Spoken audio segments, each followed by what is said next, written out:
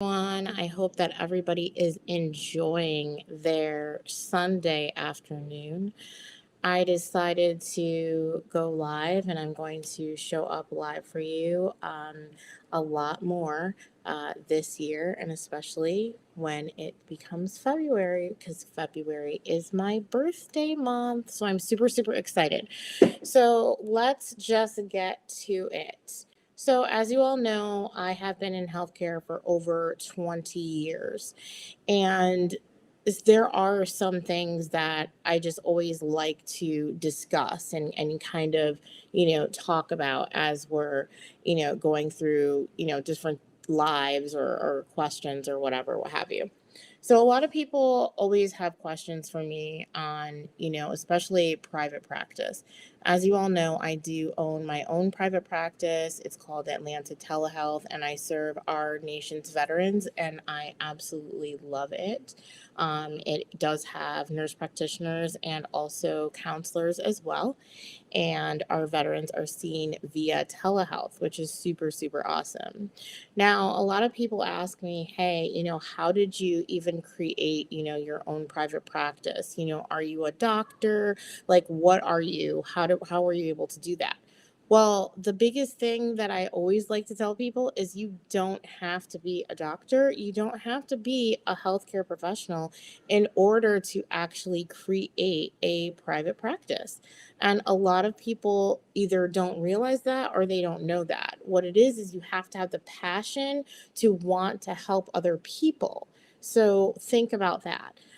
If you like to work with seniors, go ahead and open up something for seniors. If you like to work with veterans like I do, go ahead and open up something, for veterans. It's super, super important to do things that, you enjoy and that you love. And that is basically how I try to live my life. So if you want to know how long did it take me to open my practice, well, I'm glad that you asked. So it did take me about a year and a half to open up my practice. Now, why is that? Right? Of course, I'd want to open my practice immediately, of course. But there's about 5 things that you need to think about when you're actually opening up your private practice. So, kind of let's go through.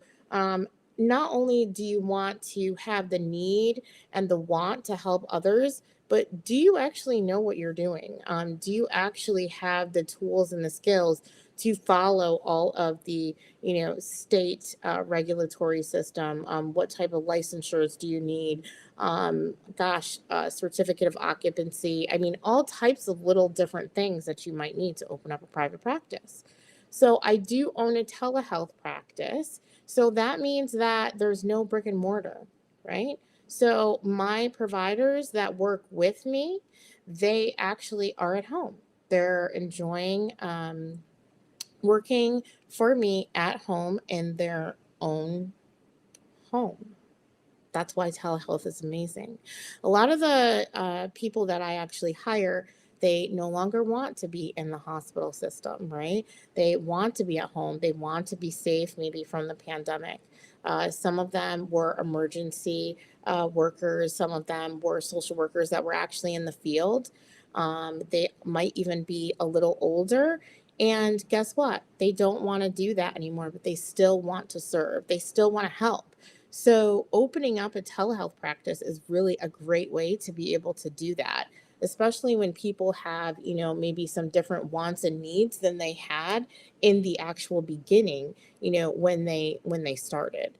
So, I'm probably going to, maybe even do like a series, I guess, this week about, just private practice in general. I think it's really important that people have to, understand not only for the general public, but for also healthcare workers, right? It is a business and it runs as such. That doesn't mean that we can't help people. That doesn't mean that our, vision is not to help all people, but we also have to be able to stay open. So how do you stay open, right? You have to have some type of revenue, right?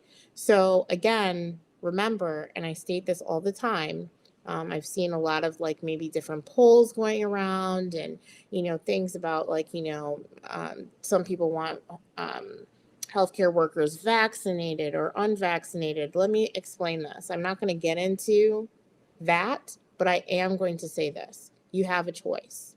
And the choice is either you work in a hospital system or an agency that's going to, delegate things that you need to do, or guess what? Open up your own. Open up your own, and maybe you can do things from home, right? And then those kinds of rules and regulations, they really don't affect you, right? So let's kind of get into a little bit more about, telehealth, because a lot of people have questions about that. So I'll give you 5 things about a telehealth practice that are super, super important. So number 1, obviously you have to have, internet connection. You have to be somewhere where it's going to be quiet. You also have HIPAA laws even when, right, it's at home. So remember, if you have a patient's file right at your desk, but you're in like the communal space of your home, guess what? That's not privacy for that patient. So you still have to maintain, certain things like, your filing cabinets must be locked. All of those different things, things need to be completely locked up and also confidential. You still have to follow those same rules, whether you're in an agency or not. Uh, then number 2, you have to have, a website or some type of landing page so that people can find you and even maybe get an appointment as well. That's super, super important. Number 3, make sure that you also have a social media presence. No one is going to know that you have a telehealth agency if you're not online. And this is something that, I preach to so many healthcare workers out there. You are a healthcare worker, but you still have to be online. Okay? You have to be online. I'm not going to go to you if I don't know who you are. I'm not going to go to you if I don't know, what you stand for. I'm just not going to do it. Right? So get online, guys. It's mandatory. Number 5. I would also say work with other people that also have the same common goal. Telehealth can sometimes feel very abstract, right? Because you're at home or, people are here, there, and everywhere. They might not even be in the same city, the same state, all of that good stuff. Well, you still have to mesh and work with people, right? So whether it's the admin staff, the owner, other practitioners or healthcare workers, you still have to be able to work as a team, even though you're all probably not in the same place. So all of those things that I'm trying to convey here, on this live is, private practice it can be difficult. It can be lucrative, and you can also still help society. But a lot of people don't understand that. And a lot of people don't understand all the intricacies that it takes, right? And even with telehealth, everyone remember, COVID is still kind of new. Yes, it's our new normal, but there's still so many rules and regulations that are continuing to happen at this time. And it changes all the time. So we never know what the new rule is going to be and then what is what was the rule like last week or whatever. That is always and forever changing. And that's something that, people fail to realize. Healthcare is changing by the minute, by the second. Ever since our pandemic and what has happened around the world, nothing is the same as it was last year. Nothing is definitely the same as it was in the 80s, the 90s, or even the 2000s. I can't tell you how many people I start working with and they're saying, well, I did it this way. Well, if you did not do it this way last week, then I can promise you it's probably changed, right? Things change. And one thing that I've noticed in the healthcare system is if you are not able to adapt and to pivot and to change quickly, then guess what? You probably won't survive. And that is one of the reasons why I definitely feel as though a lot of the small private practices are being eaten up by large practices or large conglomerates or hospital conglomerates, whatever you want to call them. And the reason is because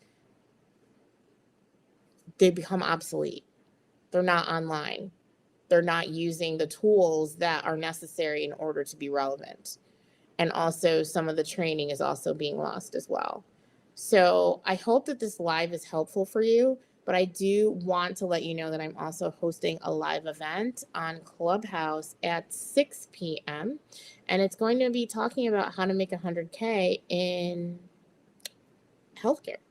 And if you are interested in that, I really, really think that either go ahead and sign up for the webinar. It's in my featured section. That is going to also be next week at 12 noon. And then also I'm going to be doing a lot of different Clubhouse rooms as well. And today there is definitely one at 6 p.m. today. So go ahead and join that, and I hope to see you there. But if you have any questions or further, information or questions or whatever you might have, go ahead and ask me. And you'll definitely start seeing me online a lot more. And I want to be available because the only way that I can continue my passion is by being visible and also helping others help people. And I love to build healthcare practices. So again, have a good day, and I hope to see you. All right, bye.